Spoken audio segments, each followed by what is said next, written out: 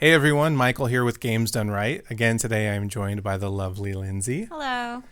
And we're going to be doing part 6 today. This is going to be our first dungeon as an adult, so we're pretty excited.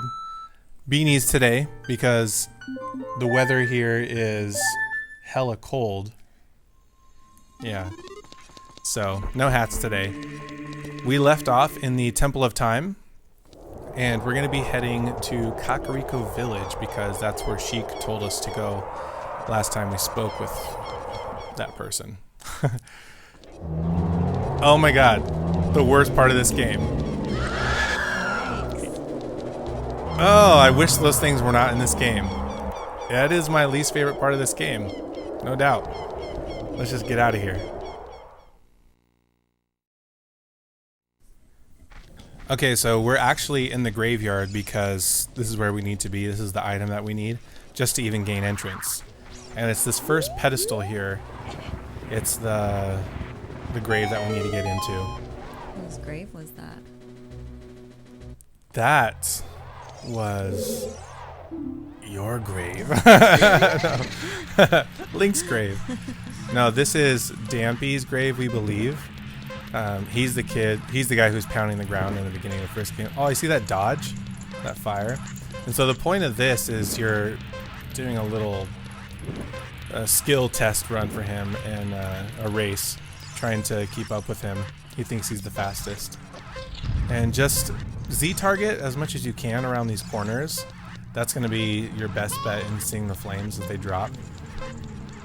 Because he is pretty fast. You do get an extra heart piece here. Oh, whoa, dude. That was tough. I almost lost it there. I almost had to restart. And you can get a heart piece if you beat this in under 1 minute, which I've literally only done once. One of the files that you saw in the beginning of the game that says link, that is the file that I have everything 100% in, all the unique gold skulltulas. And I get so close here. But I know it doesn't matter because if you do this the first time, if you get it under a minute the first time, it gives you this item anyway. You know what's the item? Guess. Quick. 5 seconds. A slingshot. Oh, a slingshot is so not close because that we've had that this whole game. It's the hookshot. I think that's what you actually meant. Say yes. Yeah, so you get the hook shot, and this was the first game that I played in the Zelda series, so I didn't know there was such a thing as a hook shot. There's one in A Link to the Past, and I just didn't know, and I was freaking out of this spring-loaded chain that shoots from a hook. So I was, needless to say, really excited about where the game was going. And that I actually beat that without dying. It probably took me a few times the first time. And these blocks here, you just learned the Song of Time, and they wanted to trap you in here because Nintendo's smart that way in that they want to teach you things so that you're ready for when they're necessary later. So you realize that you can move blocks instead of just playing songs to change the weather or whatever. Oh, so you changed the time in front of you, like that area, or you just moved to a different time? Oh, dude. Yes and yes. Oh. Both. I'm gonna grab this heart piece here, just because it's easy to. They want you to jump on that spinning thing in the middle. I'm like, I was not about that, so I just tried my new hook shot. And this guy, we're gonna grab the Song of Storms here. This is. He's mad about some mean kid 7 years ago messing up the windmill. And that's kind of a hint at what happens later in the game. Foreshadowing. Yeah. And tell everyone what you think about what these notes mean. Well, I thought that maybe it was like the sun coming up, like it should be the daytime because you're going up the controller. For the sun song. Yeah. I remember the sun song. I'm not right. You could be right. I mean, who knows why they picked those notes. Look at this reverse run here. Not everyone can do this. It's actually way harder than it looks, especially on these terrible joysticks. Oh, well. Tiny treadmill. Yeah. All right, so we are headed to the Lost Woods, or Kokiri Forest, so we can figure out A, who's waiting there, and B, how to get entrance into the Forest Temple. So that's where we're gonna go. Should we cut that out? Should we cut the voyage there out? Yeah, we'll see you there. All right, so this little area, actually it's kind of emotional. This is where Saria gives you the fairy ocarina. I know, your girlfriend. My girlfriend. Not my girlfriend. Link's girlfriend. Oh man, it's making me play bad. Whew. We'll just cut that out. Yeah, it's sad. I mean, here you are in Kokiri Forest and like it's all gone to hell. There's monsters growing everywhere and I don't know, it's just not home anymore. So as I mentioned, we are going to the... Why did I want to say Forbidden Forest? It's both. So the pathway here is right. You guess the next direction. Left. Yes, right. I'll guess right. Or is it... Oh, bazinga. So this is Meadow, that annoying little pompous, arrogant guy who's like, I'm not going to let you pass even though you're twice my height and have a sword and shield. Ah, deja vu.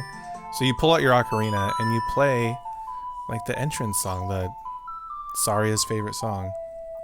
And Meadow here tells you that she only played this song for her best friends. And that you must know her, obviously, if you know that song. So he lets you pass.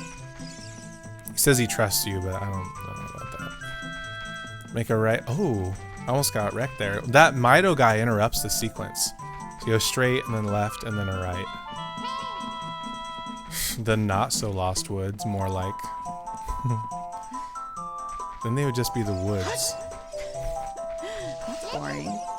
Oh my goodness, with the Z targeting here. Look, I learned this. Watch, look at my Dodongo's Cavern video. And she stops you. Remember that? I do. Nothing's changed. You still look around the corner.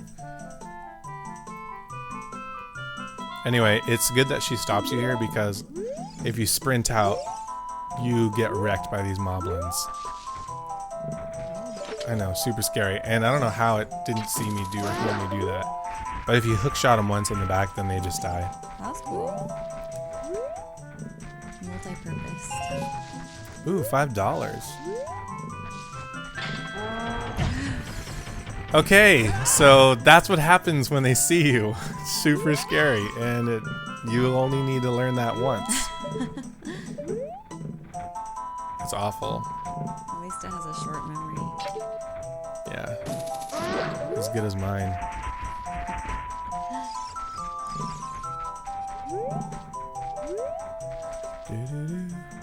I hate these things so much. How does it not see me? Whoa! Did you like that? I did, but it was scary.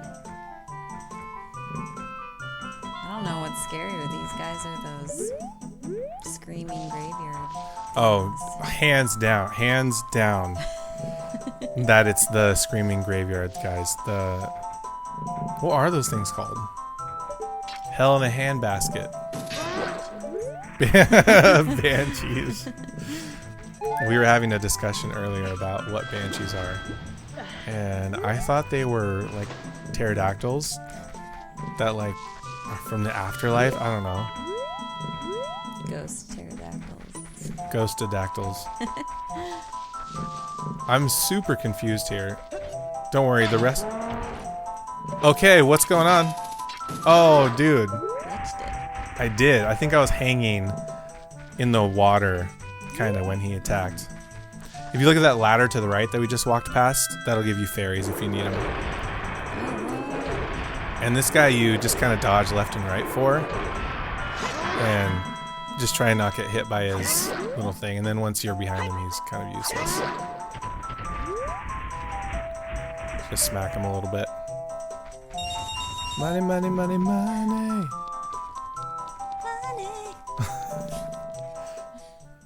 Alright, so we are back in the Sacred Grove.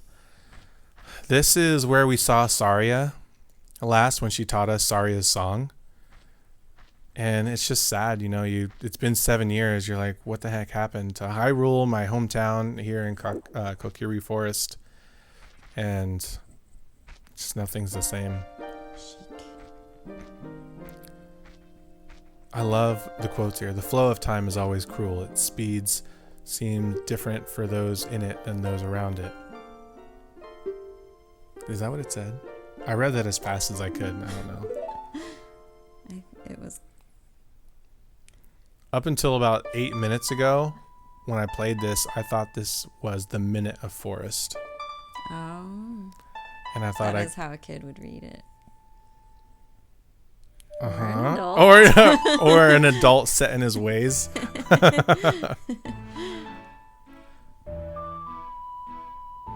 Yeah. Raise your hand if you have all the songs memorized. Raise your other hand if you're in your 30s and you have all the songs memorized. And this is the only reason you use a Deku nut after Queen Goma. Whoa. Spooky. Spooky. So I'm sorry about this right here. There's a way to show like a glitch where if you hit the bottom of this tree, when you hookshot up there, that's the only way to get up there, it'll make you fall through the floor. It's like a graphics thing, but I tried to do it and it didn't do it. So that was pretty unnecessary. Okay, we are here trying to get access to the Forest Temple. All we did was walk in. We still need to get this key. There's a key up here, and there's a gold skulltula that we're going to grab as well. And that's going to officially put us into the Forest Temple.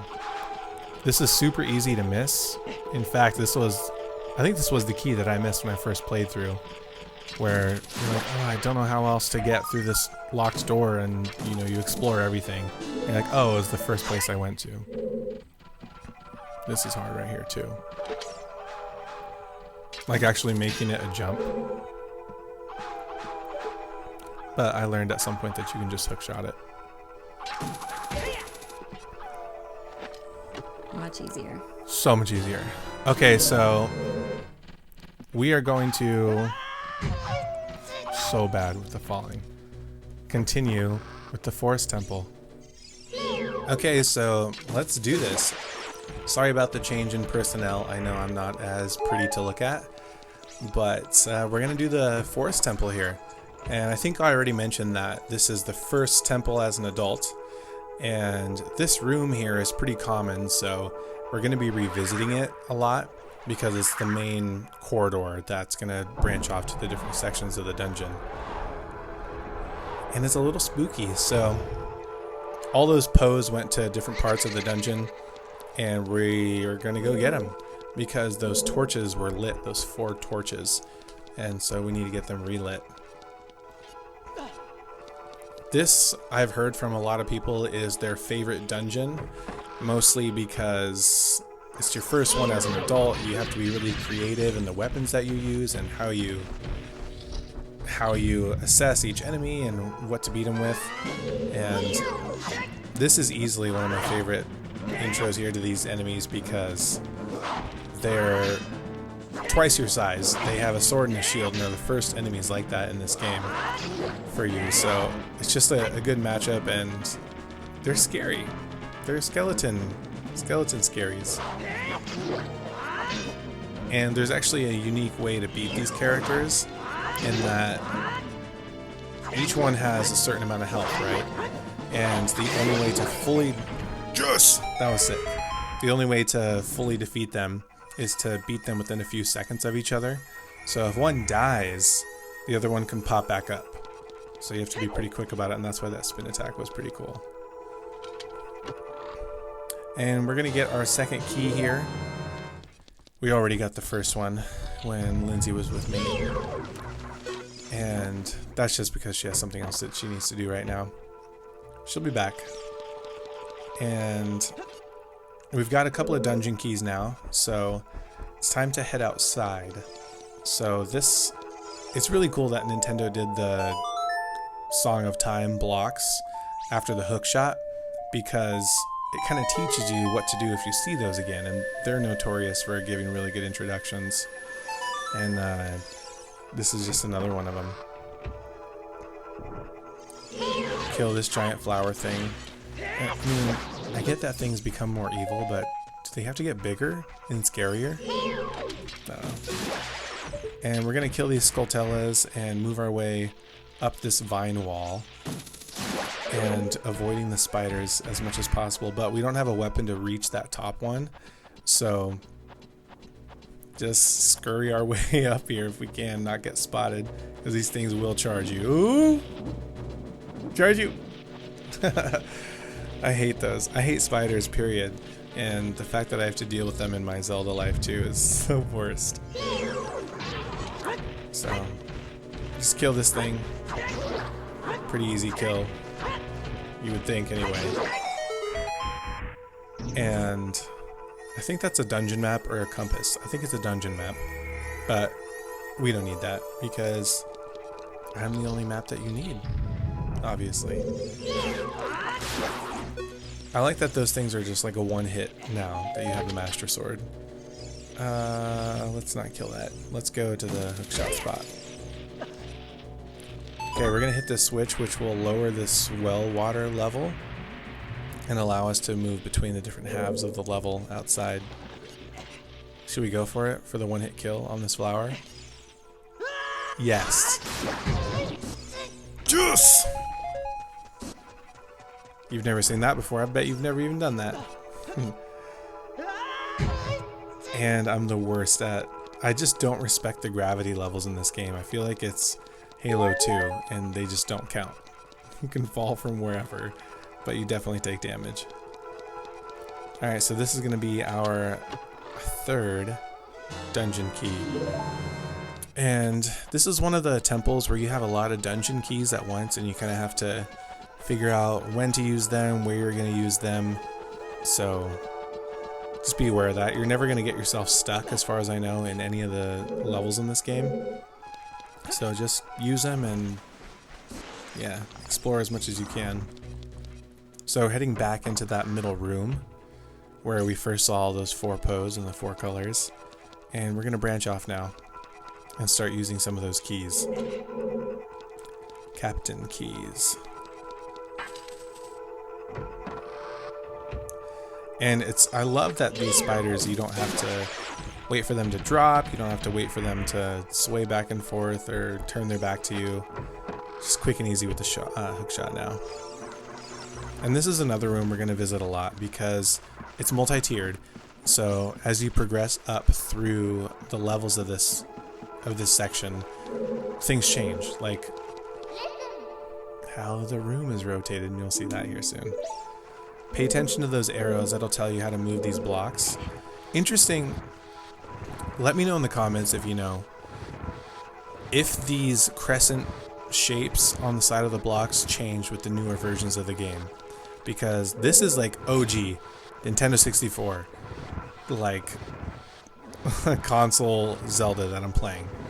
So it has the original crescent shapes, it has it on the mirror shield, it has the chanting in the fire temple, which has been removed in the newer versions, and it also has the Ganondorf red blood, which is sinister. But I don't know what was done with the crescent shaped blocks. Let me know if you know. Send me some images of the new ones if they did change. So on this level, similar to the one below it, we have to move the blocks around and make it so that we can jump up to the next level, like we did with the box before. There's not enough room for us to pull this one like all the way back, so we have to go down below where we came from with the green block, and then go up the ladder, get from the backside, push it forward, you'll see. But this is one of the better temples, as I mentioned, because you have to use a little bit more wit, because you don't have as many weapons. I mean, you have the bombs and a hookshot so far, so gotta find a way.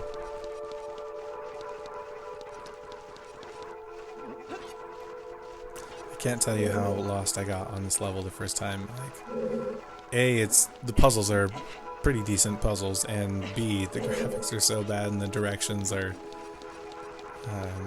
difficult to follow, to say the least. So once you push this one down, the next section has one of the best twists in this game, in any Zelda game, where I'd never seen this before. I don't know that we will again without any copyright issues, but this next corridor is corkscrewed, and it's a little unsettling at first. Don't mind my bomb throwing. I thought I had an item that I don't. It sounded like I hit something. This corridor is like, will upset your stomach or get you dizzy. And I remember first playing it. I mean, the graphics were hard enough to follow as it is, and then you're just like turned upside down literally. Not great. Oh man, and these things, the monsters with the shadows that hang from the ceiling, like, I'm not going to show you that in this video because I don't know, they're too scary and they mess up your run. So that's someone else's video. That's someone else's YouTube channel, not mine. Alright, so these are pretty creepy paintings, and you can see them populate depending on how you move through it. Basically, you can't get near them. You can't touch them or anything. So how do you get them? And here are these guys again. As I mentioned before, you have to be near them. Their health has to be near one another's. When there's one, it doesn't matter. You can just destroy it or keep hitting its shield like I'm doing here. But come on, that should have hit him. Yeah, these next ones that pop up, you have to kill them within a few seconds of each other.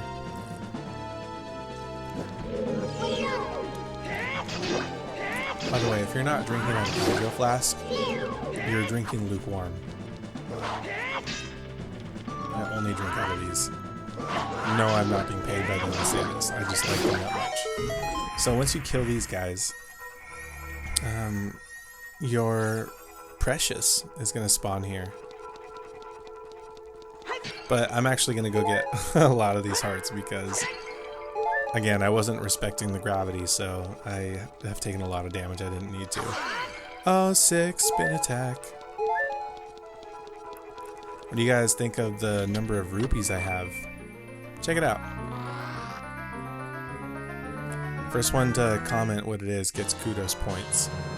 Maybe you'll get a shout out in my next video. What more could you want? The fairy bow. This is the moment when I started to realize how, like, the capacity of this game, like how good it could be, because until this moment you had a slingshot. That's not cool. I mean, like, you right now, adults, because I know there's not kids watching this because they outgrew this game 20 years ago. Do you own a slingshot? I'm gonna guess probably not. You probably did, but yeah, I mean, just the very nature of a slingshot makes it like for kids almost, and so that's cool and all, but you're on a bow. That's the weapon you have in A Link to the Past in the first Zelda game. Like, that's the weapon. So you finally get it and it feels good. You're like, okay, now I'm playing a Zelda game. Got the Master Sword, Hylian Shield, and I've got a bow. So you're good to go. The boomerang was cool too, but still, it's just not the Master Sword, and not the fairy bow. So these things here, the idea is to create space to where they can respawn without attacking you. And if you're within range, my recommendation is to just jump attack them, because you can beat them twice as fast as with arrows. Though I'm pretty sure Nintendo developers wanted you to bow and arrow these guys, because when you approach them, they just attack you.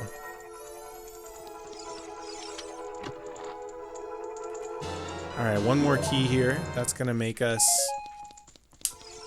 able to move forward through the level. And there's so many keys in this dungeon. Not quite as many as Gerudo Fortress, but we'll get there. But you kind of have to keep track of them and the doors that you need to open. So I'm going to go ahead and move forward with this, defeating the enemies as I need to. And then I'll double back and make sure that I have everything to beat the temple. Trick that guy into being stuck in the middle.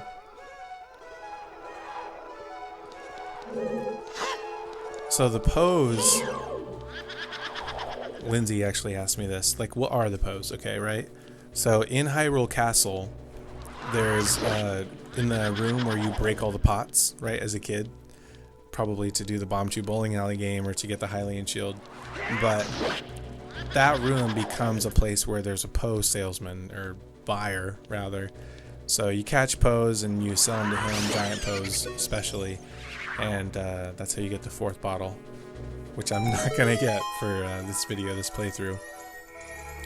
But they're also edible. You can drink them out of the bottle, and I believe they take 1 or 3 hearts, something like that, for like of damage to you. So they're not good for you. They're not healthy. But that's about as much as I know as far as the pose go. Otherwise, they're just spirits of people as you experience them in like the graveyard. And not again with these shadows of the monsters that hang from the ceiling. The worst. So we need to get out of here because I hate these things, and also we don't have enough keys to move forward. So the idea here is to double back, go to where you can use the arrow again, which is pretty, it's like a room or two backwards. It's not that far off. We're just gonna let it play through, and ooh, that's good. And so it's that same room where we had the twisted corridor. That room starts off twisted, right?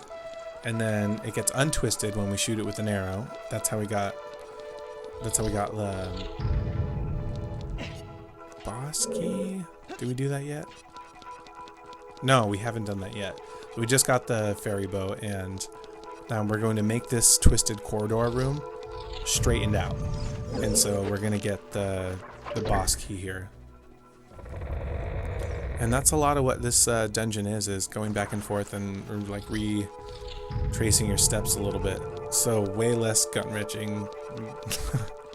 It made me so dizzy. I can't even describe it. Like how, like the bubble screen TVs that we had. My brother and I had the little like 17-inch TV, right?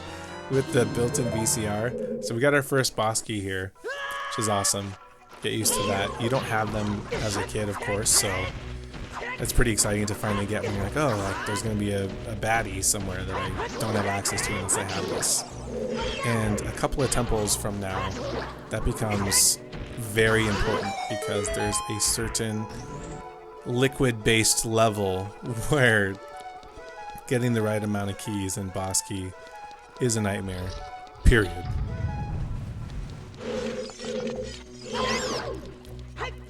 Why did everything get so big? By the way, it's been too long. The 117 rupees, that's from a different console, from Xbox. That is Master Chief's number, Spartan 117 of the Spartan 2's program.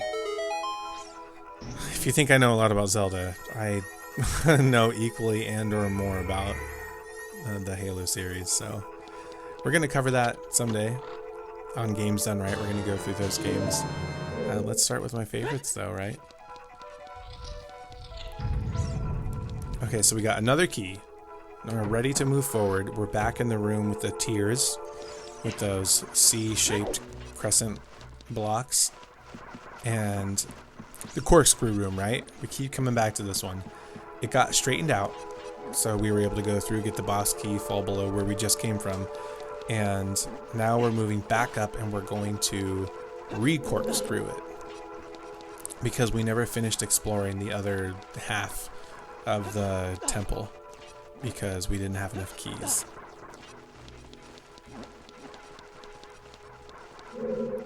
I don't know, things become just a lot more apparent once you have the item from the dungeon.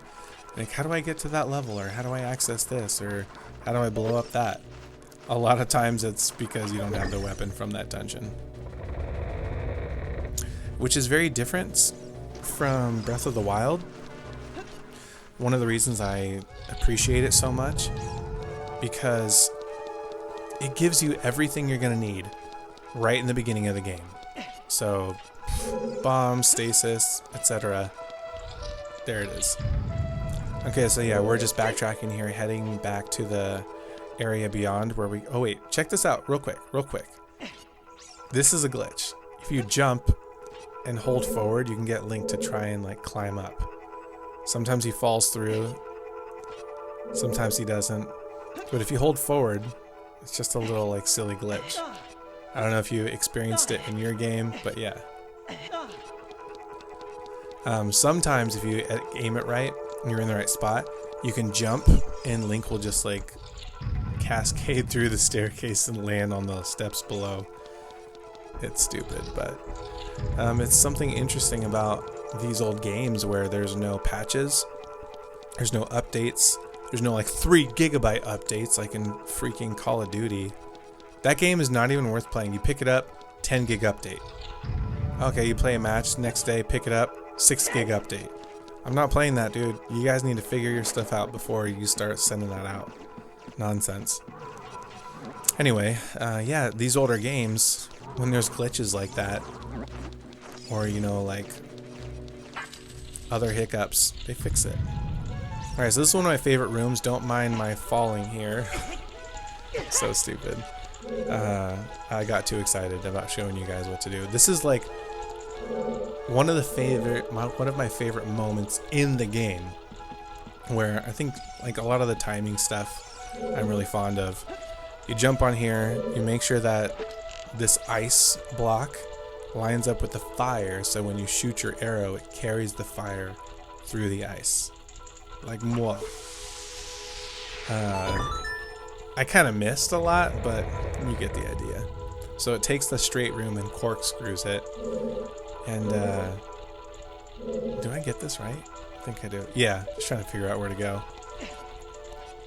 So now you had the straight room and you corkscrew it, opposite what we did the first time. And trying not to throw up, you make your way through this corkscrew room. And this is going to bring us to basically approach the boss, the end of the game. Oh, I didn't take damage there. In that room to your right, there's a Skulltella you can get, but I'm not going to do that in this run.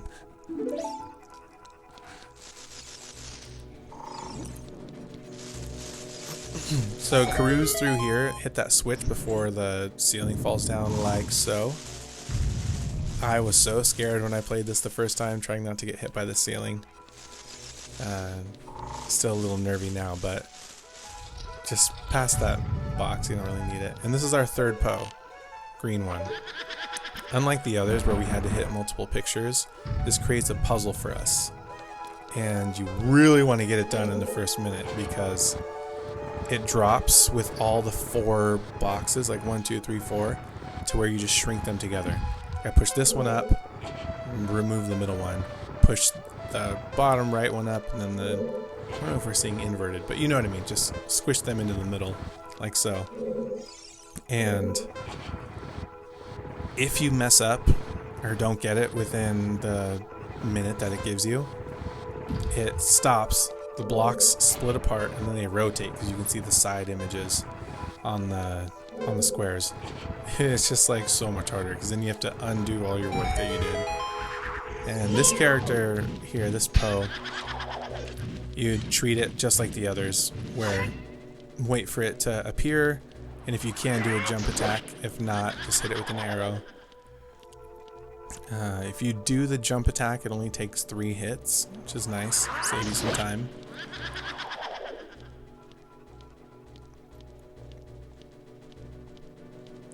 I feel like this is Link. Link is the Poe, the green one.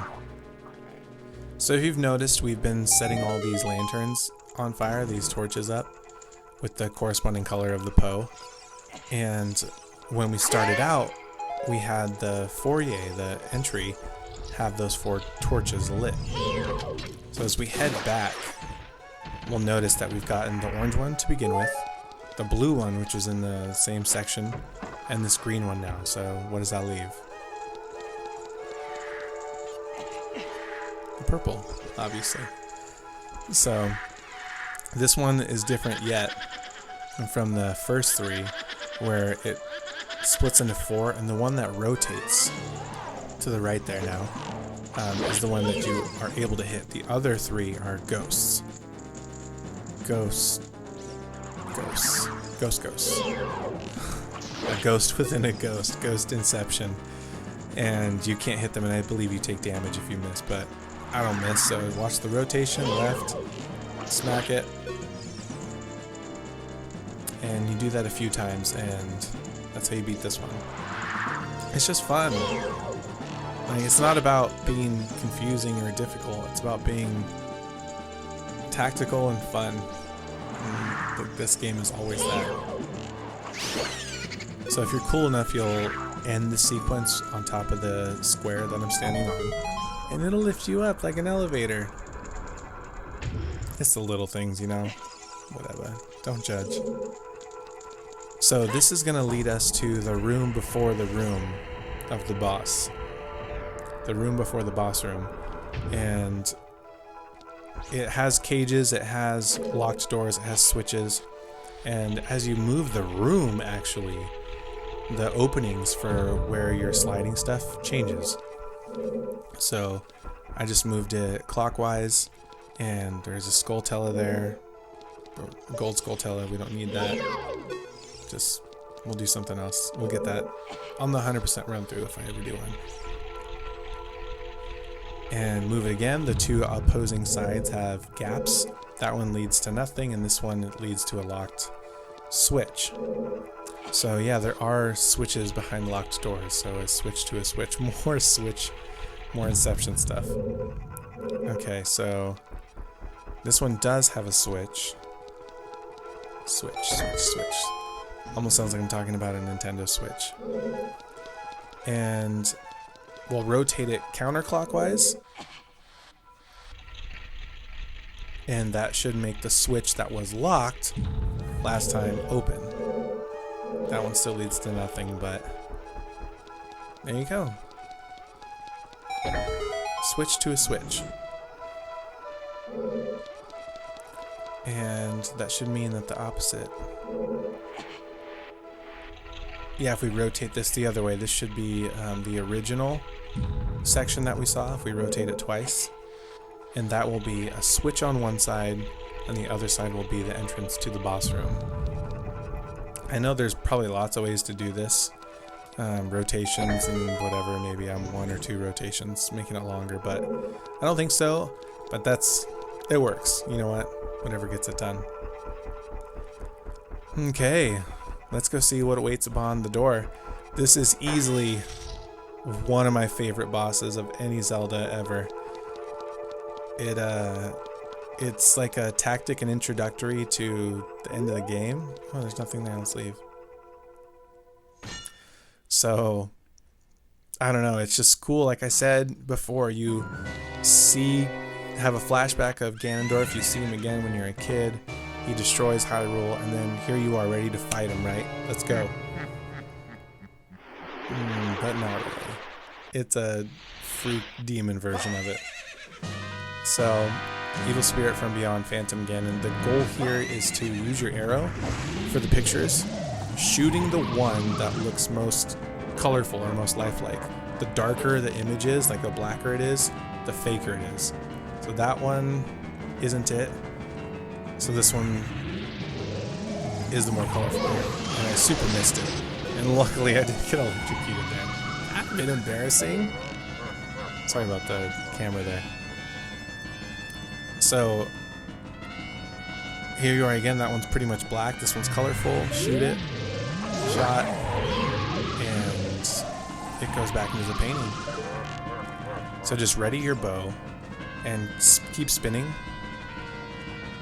And get the one that's most colorful. That one's blackish. That one's more colorful. Hit it. And you should only have to do this 3 times. Dude, it's crazy. No one appreciates this really, but the 3D-ness of shooting an arrow was just unprecedented at this time. This is the colorful one again. Shoot it. And now he's out of the painting from the horse. So this is an introductory for a later fight, but you just shoot this thing back by hitting it. So you swing, it goes back, and it's pretty inconsistent, but yeah, I like to use the spin attacks. And they tend to work a lot better because it moves faster.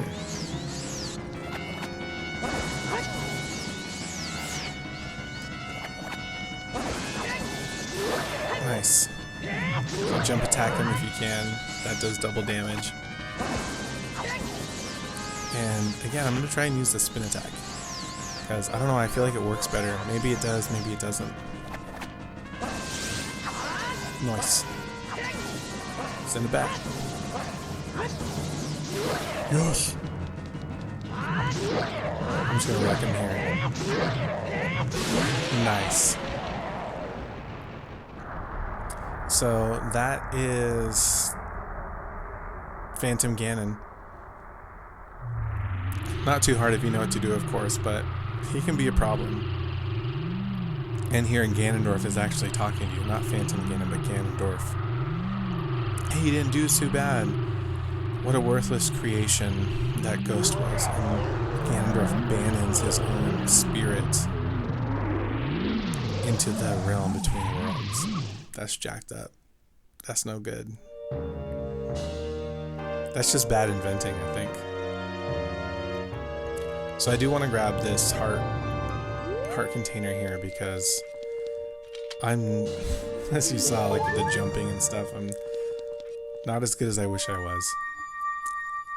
So that was how we handle the first boss in a forest temple as an adult, which is pretty cool.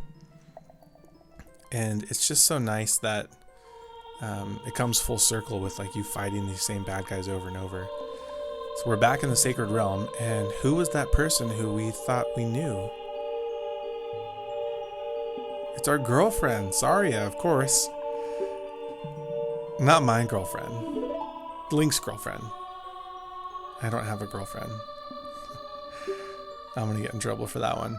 So you're with Saria, and she's explaining to you basically that while you two can't live in the same world, that you'll always be really good friends. And that she's going to stay behind and as the forest sage and protect the sacred realm and wait for your call should you need one. So she gave you a fairy ocarina, and now she's giving you the forest medallion. That's a pretty good friend. And Link is that much closer to gaining the full power of the Triforce. And went back to his roots, the Kokiri Forest, and kind of set things right. I like that. Saria will always be your friend. That's cool. It's just so sad, you know, in the beginning you just leave everybody you grew up with and whatever. Alright, theory time. What is that? I know what you're going to say, but I disagree.